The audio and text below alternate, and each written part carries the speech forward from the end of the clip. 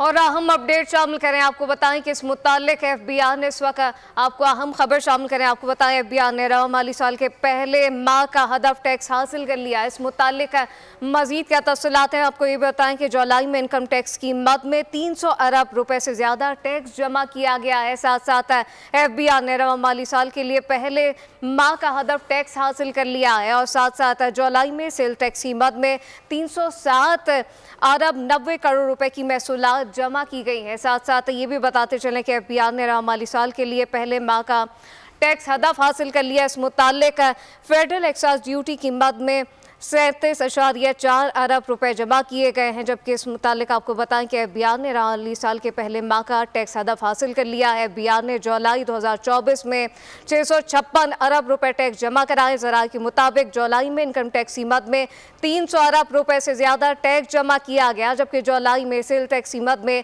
307 अरब 90 करोड़ रुपए की महसूलात जमा की गई हैं। और कस्टम ड्यूटी की अगर बात करें तो कस्टम ड्यूटी की मद में 91.7 अरब रुपए की महसूलात।